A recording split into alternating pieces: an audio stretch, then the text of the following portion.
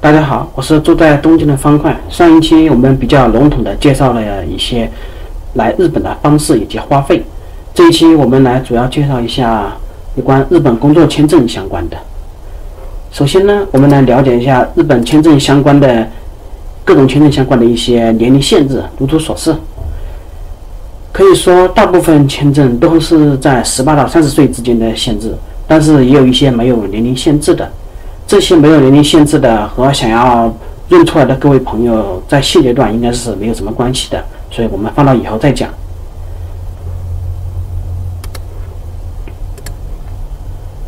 跟大部分现阶段相关的主要是这几类工作签证。看到这里一看到上面，很多人可能会心凉淡结吧。但是呢，事实上并不需要担心，因为在日本现阶段是可以说是很欠缺劳动力的。可以说比以前要松了一些。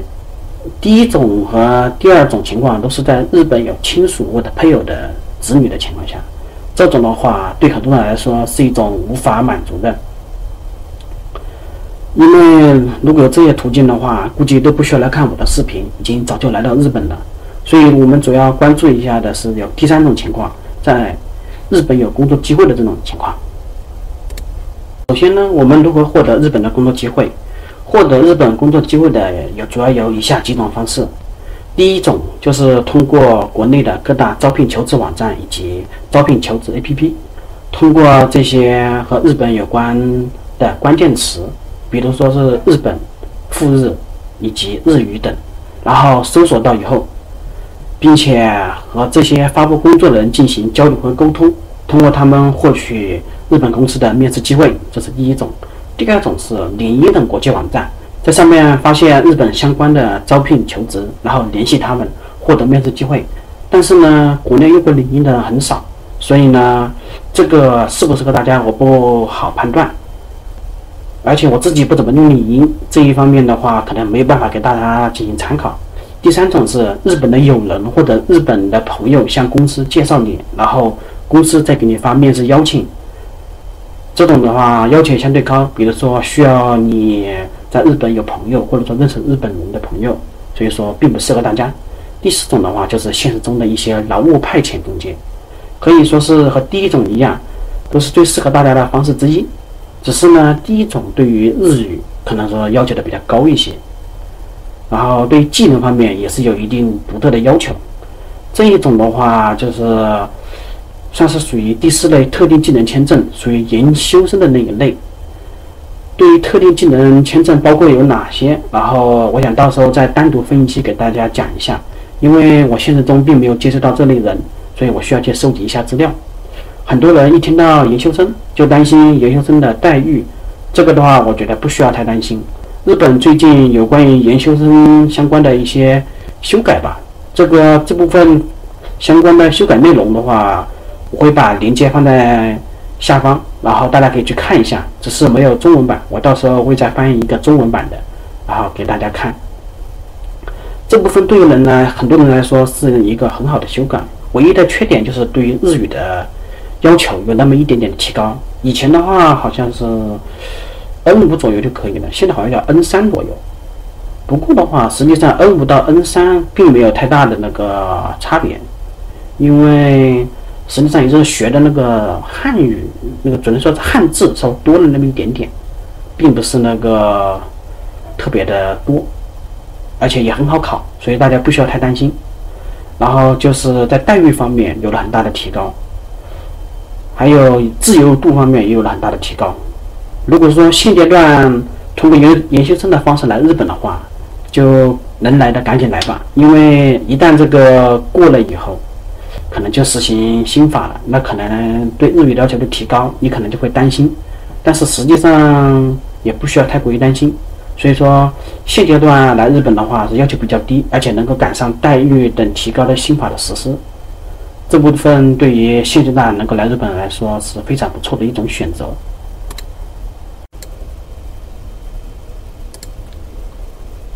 然后我们来聊一下常见的工作种类吧，也就是通过第一种方式来找到日本的公司为你担保并且给你 offer 的情况下，这种的话主要是下面这几类工作：技术相关的工种， IT 类、各类建筑装修类等居多。非技术语言类的话，就是酒店、温泉旅馆、机场免税店等方式；非技术劳力类的话，就是工厂、物流中心、搬家等一些相关的。执照的话，据我所了解 ，IT 类居多，其次是各类建筑装修类，因为这一类对于技能的话是要求比较具体，只需要一定的日语能力就可以过来。对于语言要求比较高的就是非技术类跟语言相关的，这一类对于日常绘画要求也比较高，也就是酒店、温泉旅馆、机场免税这些。然后是工厂、物流中心、搬家等这些，很多人一听说是体力活，可能会想象的是很重体力活。但是根据我自己在日本做过的情况的话，日本的这个物流中心我是做过的，所以说对于这方面的话，重体力活可以说几乎没有。你做重的话，也就最多的话也就是20公斤左右，这算是比较重的了，其他都是比较轻的。中介的花费的话，我上期也跟大家说过，大概的花费就是1万到3万人民币之间，贵一点的4万。这个看你找的中介是如何的了，因为中介也是分有1层、2层这一类的，或者有没有对接的。一般情况下的话，都是直接对接的居多，这是我所了解的情况。所以说实际情况大家可以自己去实际的看一下，多问一下，多对比几家，这是我给大家的建议。如果你成功通过第一种方式得到了面试的机会，那么接下来就是来日本之前会经历的一些步骤。第一个是面试，就是我们大家都知道的熟悉的阶段，这个一般是网上面试。第二个是等面试的结果，也就是合格通知。合格通知下了以后，他会问你是否确定，然后想要应聘这个工作。确定以后，他会跟日本相关方面进行联系，然后日本确定给你下 offer。下 offer 以后，一般要在2到3天之内，会要求你去准备材料。材料相关的，我单独准备一个清单，欢迎大家自己可以去里面先行准备。第4步就是准备材料以后，等到下签这个过程，看当时的那个签证的那个速度下签的快慢。一般情况下是要1到2个月，长的时候有可能要2个月到3个月左右。下签以后的就是返签。他会把下签证需要的一些东西给你，然后你把这些材料准备好，再拿去那个大使馆进行返签。在中国的驻大使馆是个人是不允许去的，所以你需要去找到你们当地一些相关的去返签的一些机构，然后把这些材料交给他们，他们去帮你进行返签。返签到租房为止，看各公司的快慢，快的一般是一下来的时候就和你进行了联系，慢的话就是大概是要8到9天，然后有可能要1个月左右和你进行联系。一般情况下的公司都是希望你早点过来，然后他们好安排后面的事情，比如说你工作啊，还有其他相关的。所以这点的话看具体情况吧。接下来我们来说一下来到日本以后的前期所需要的一些生活必需品。这些必需品主要包括洗衣机、冰箱、电磁炉、瓦斯炉、微波炉、电饭煲等。一般说电磁炉和瓦斯炉的话，如果是配套的宿舍的话，基本上是不会带的，只有自己租的房子或者说通过不动产找的一些房子才会带有瓦斯炉。如果是公司替你安排的寮或者中介替你安排的话，一般情况下会给你带一套或者是其中几样。我的话是直接给我了一套。但是也有一些是公用的，比如说像有一些物流公司，他们的社员都是居住在一整套公寓里，然后里面的这些相关的一些必要设备都是公用的，所以说这个是具体情况而定。除开以上一些生活必需品以外，就是一些除了电器类的，比如说像炒菜锅、柴米油盐等一些东西。柴的话，这个只是习惯了写上去的，还有一些日常生活的肉类和蔬菜。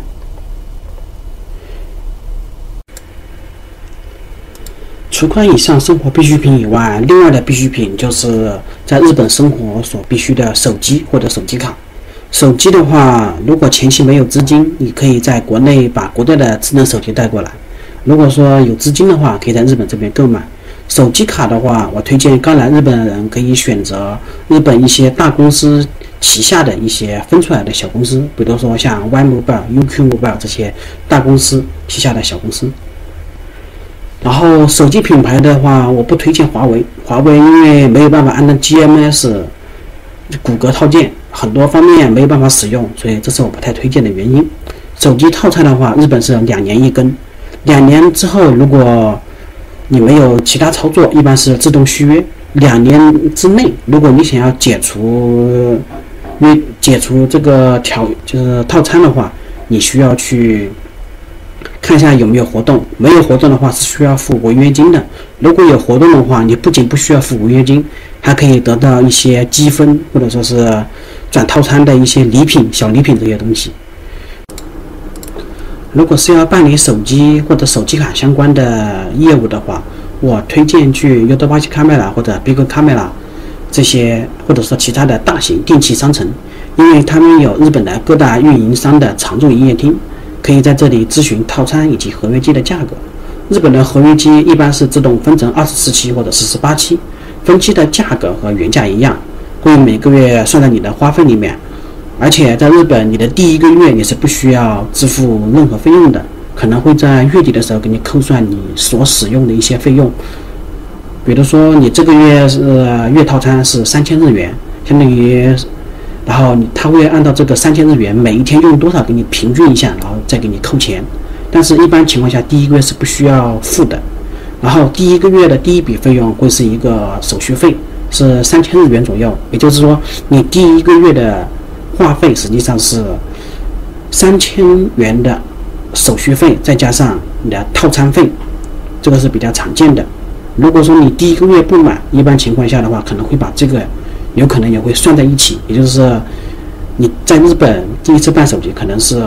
第1个不满月加第1个满月以及3000元的手续费，这是第一次你需要交的费用。大概的话，一般情况下，如果是苹果手机的话是15000到2万日元之间，如果是安卓手机的话是，或者说是一些比较便宜的手机的话是7000到15000日元之间。希望这些可以给大家提供一定的参考。另外的一些购买建议就是一些，比如说在上面你所看到的一些电器类商品里面没有的话，需要你去购入的，也就是比如说像洗衣机、电冰箱这些，如果是没有的话，你需要去购入的一些。这些的话，我推荐去中国家去购买，这些方法是最划算的方法。然后是炒菜锅，炒菜锅的话，大家在买的时候一定要看一下有没有这个 IH 对应，有 IH 对应的是支持电磁炉的，如果没有的话，就是不支持电磁炉，只支持瓦斯火的。那样子的话，你买回来就可能会浪费。然后电饭煲的话，如果你想要新的，你可以去那个腾吉购的购买。如果你是只是想要一个只要煮饭就可以的，那么我推荐你去二手的中国餐厅去看一下，一般情况下是2000日元到5000日元之间。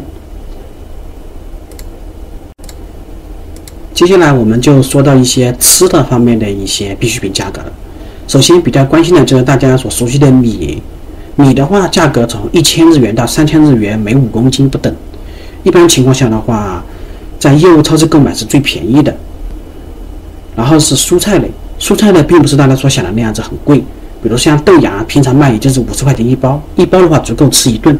白菜的话150日元1/4，也就是那种很大的白菜，切成4份，然后它的1/4是150日元左右，基本上1/4你足够吃一天。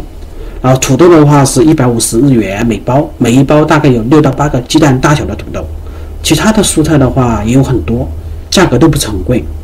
然后是打折的时候的话，白菜这一类1/4有时候可以打折到50日元就可以买得到，所以说非常划算的。然后是肉类，肉类的价格的话，猪肉的话，一个人吃的话，一天500日元一盘左右的肉类，足够你吃个2-3天左右。如果你是吃肉大户的话，一天500日元也足够你吃了。还有日本的鸡肉是非常便宜的，所以说喜欢吃鸡肉的人来这边没准会非常的适应。海鲜类的话，说实在的，我不怎么吃，但是海鲜的价格并不算贵。上次经过海鲜区的时候，一只很大的那种螃蟹，它的半只左右只要1200日元到1500日元之间就可以买到了，所以说并不算很贵。接下来就是被大家一直戏称日本特别贵的水果。日本的水果确实在很多方面的话是非常贵的，但是呢，如果你要对比上日本的收入的话，也就是按照日本这边的卖的价格和收入的工资来对比一下的话，就不是那么贵。日本的水果的话，一般情况下大多数都是按照个来卖的，比如说像猕猴桃的价格是150日元每个左右，那打折的时候你可以买到100日元每4个。即便是最贵的西瓜，但是西瓜的话，它的打折期你很难去掌握，因为西瓜它的保质期的话，我迄今为止我都一直没有找到过。但是如果你只是想吃一下的话，也就是一天的工资2000日元左右，你就可以买一整个西瓜来吃。所以说总体来说和收入的水平是相对应的。然后接下来就是那个油和盐这一类，油和盐这一类的话，比如说像那个菜油、菜籽油这一类是300日元到500日元每升。然后是动物油的话，你需要自己制作，因为日本的话，除了中华料理店以外，很少有地方会使用动物油来制作东西，而且中华料理店用来炸的东西，大部分也都是大豆植物油，然后是只有炒菜的时候会用一下动物油，所以说日本这边是普遍以植物油为主的。然后是调料这些东西的话，我可以说在2000日元以内，你可以把所有的东西都给搞定，这里是大家所是并不需要特别担心的。然后这是一些价格总结吧。一般情况下，有一整套附带的话，你基本上需要的前期的一些东西就是电饭煲，6000到1.5万日元之间，这是新的；旧的话是1000到6000日元之间。炒菜烹饪的话，也就是炒菜锅的价格，电磁炉对应的一般是900到3000日元之内，这是常规的。然后基本上是1000到2000日元左右。然后瓦斯炉对应的话是6000到3000日元以内。瓦斯炉对应的电磁炉虽然比较便宜一些，但是的话，如果说你现阶段是电磁炉，以后想用瓦斯炉的话，那么推荐你还是买一个 IH 对应的，那样子你两面都可以使用。还有其他一些炒菜用具，比如像锅铲，然后碗筷这些，我推荐你去百元店购买，基本上是1500日元左右可以全部搞定。床的话，中国人可能不睡床是不习惯的，所以说我推荐你去二手的地方，就是中国家具去看一下，一般情况下是有折叠床卖的，如果没有的话，你去先买一点厚点的床垫。然后折叠床的价格是2000到1万日元之间，基本上是2-3000日元就可以买到。床垫的价格的话是1000到1万日元之间，平均也就2-3000日元左右可以买得到。然后被子枕头的话，1000到3000日元之间就可以基本上全部买到了。被子可能稍贵一些，是2000到5000日元之内，然后枕头的话是1000日元到3000日元之间这种感觉。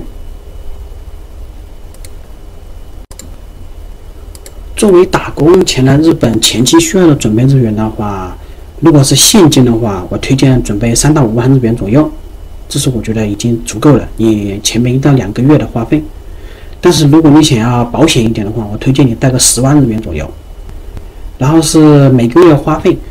一般情况下你打工的地方会给你说你是每个月发工资还是怎么个情况，所以说你按照这个情况，生活费的话1到2万日元左右每个月是绝对是足够的。当然如果你是天天出去吃的话，那肯定不够，所以说这个是具体情况而定，看你是会不会做菜。然后是如果是你下个月就发工资的话，那么我觉得3到5万日元来日本，这个现金是绝对足够你的。比如说你下车，然后从机场，然后到自己家里面，可能你会花费个说贵一点，比如说5000日元吧，然后你还剩下大概是4万5左右，然后4万5左右，你再把一些其他各种各样的东西买了，你还能剩1到2万日元左右来用这一整个月。然后一般情况下的话，根据你发时间的工资，所以说你再额外再调上个1到2万日元左右的话是绝对足够的，也就是少一点3到5万日元，多一点的话10万日元是绝对是足够你支撑到下一次发工资的时候。个人总结的话和前面内容差不多，所以大家看一下就可以了。至于这一期相关的 PDF 文件，我会放在我的谷歌云盘上供大家下载。然后是加班和上班的一些问题的话，我会再单独做一期节目给大家，因为我也需要找一些资料。最后是非常感谢大家的观看，如果对大家有用的话，欢迎点赞和分享，谢谢。